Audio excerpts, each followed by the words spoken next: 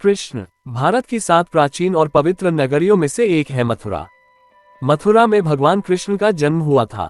किसी ने कृष्ण के मामा कंस को बताया कि वसुदेव और देवकी की संतान ही उसकी मृत्यु का कारण होगी, अतः उसने वसुदेव और देवकी दोनों को जेल में बंद कर दिया। कंस उक्त दोनों की संतान के उत्पन्न होते ही मार डालता था।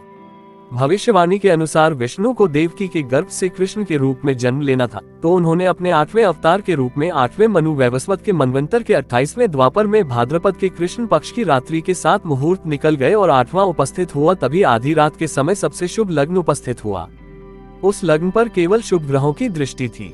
रोहिणी नक्षत्र तथा अष्टमी तिथि के संयोग से जयंती नामक योग में लगभग 3112 ईसा पूर्व अर्थात आज से 5126 वर्ष पूर्व को हुआ। ज्योतिषियों के अनुसार रात 12 बजे उस वक्त शून्य काल था। यमुना के पार गोकुल। जब कृष्ण का जन्म हुआ तो जेल के सभी संतरी माया द्वारा गहरी नींद में सो गए।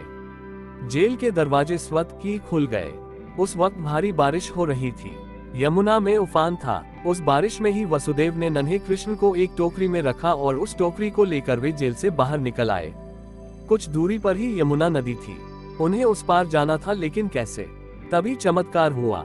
यमुना के जल ने भगवान के चरण छुए और फिर उसका जल 2 हिस्सों में बंट गया और इस पार से उस पार रास्ता बन गया। कहते हैं कि वसुदेव कृष्ण को यमुना के उस पार गोकुल में अपने मित्र नंदगोप के यहाँ ले गए। वहां पर नंद की पत्नी यशोदा को भी एक कन्या उत्पन्न हुई थी। वसुदेव श्री कृष्ण को यशोदा के पास सुलाकर उस कन्या को ले गए। गोकुल माँ यशोदा का मायका था और नंदगांव में उनका ससुराल।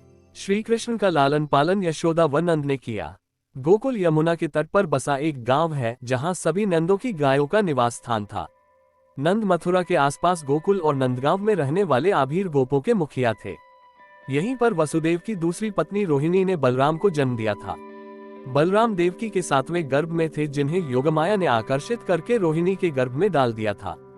ये स्थान गोप लोगों का था। मथुरा से गोकुल की दूरी महज 12 किलोमीटर है। पूतना का वध। जब कंस को पता चला कि छलपूर्वक वसुदेव और देवकी ने अपने पुत्र को कहीं और भेज दिया है, तो उसने चारों दिशाओं में अपने अनुचरों को भेज दिया और कह दिया कि अमुक अमुक समय पर जितने भी बालकों का जन्म हुआ हो उनका वध कर दिया जाए। पहली बार में ही कंस के अनुचरों को पता चल गया कि हो न हो वो बालक यमुना के उस पार ही छोड़ा गया है। बाल्यकाल में ही श्री कृष्ण ने अपने मामा के द्वारा भेजे गए अनेक राक्षसों को मार डाला और उसके सभी कुप्रयासों को विफल कर दिया। सबसे पहले उन्होंने पूतना को मारा। पूतना को उन्होंने नंद बाबा के घर से कुछ दूरी पर ही मारा।